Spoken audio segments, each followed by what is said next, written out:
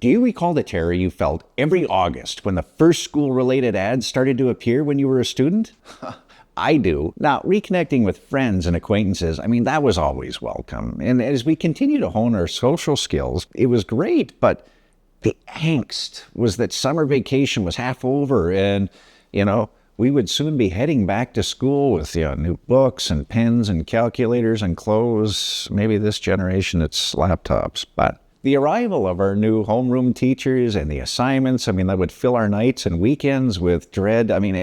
It just sparked dread and a period of anxious anticipation. Now, you know what? I was never the top student in my school, mostly because I wasn't too fond of most of the subjects taught. Conics, math, conics. They were covered in math class, but I really didn't care about them. Sorry, Mr. Kirkpatrick. But as my journey through public education ended, I yearned to gain a better understanding of practical life skills and a career path that appeared more suited to handle the obstacles ahead. Those fears and realities of real life, they were rapidly approaching. Now, in recent years, some parents have had an eye-opening and frequently negative experience with homeschooling and the current curriculum that their children are taught. Now, even though it's been a long time since my son was a student, the memories of my own experiences with the school system and when he was a kid, they still give me the willies. Having my son enrolled in a social justice course was just one of those things that it irritated me. And as a result, I felt irritated whenever I had to attend a parent-teacher interview conference. Just who was this person instructing my son on morality? Even though I usually don't get angry, I nearly punched him at one point. After all, who are they to instruct him on this matter? As his parent, I'm responsible for that, not them. However, I guess I'm getting off topic. Rather than dwelling on my grievances with the educational system and its curriculum, I'm going to continue to reflect on our current situation and the direction we should be taking. In recent years, it's become clear that parents are once again paying attention to the lessons that their children are learning. It got to the point where parents started to doubt absolutely everything, and more chose to homeschool or enroll their kids in private schools. Since 2021, there's been an increase of 12% in the number of children enrolled in private schools and 11% in the number of children homeschooled in Alberta. That in itself should serve as a wake-up call to administrators and the government about the growing desire for parental control over their children's education.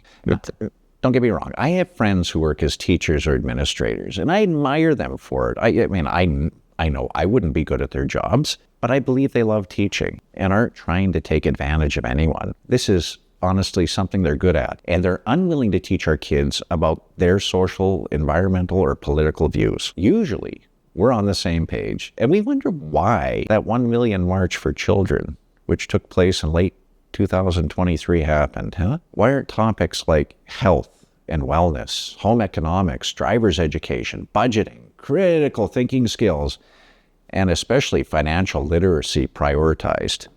Because I spent time instructing my son on the subject, he now knows more about it. His stepfather made sure he learned to cook on his own, so he wouldn't be a microwave kid or waste food. There are starving children in Ethiopia is a statement that continues to nag me, and it was uttered by my Saskatchewan-born mother.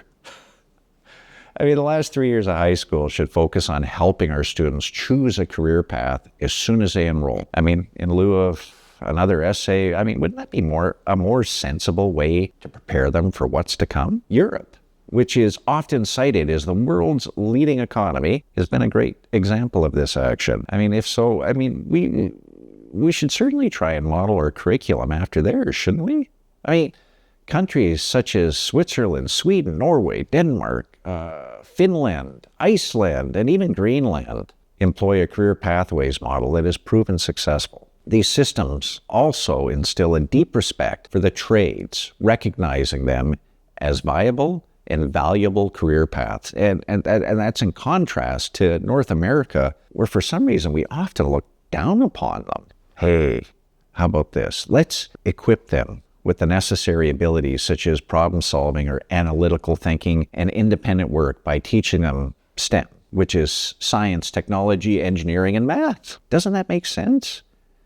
Isn't that a more promising way to launch into adulthood or further education or even the entrepreneurial spirit that this country desperately needs? The impending retirement of the baby boomer generation will leave vast voids in knowledge, and it'll present unprecedented opportunities for this generation.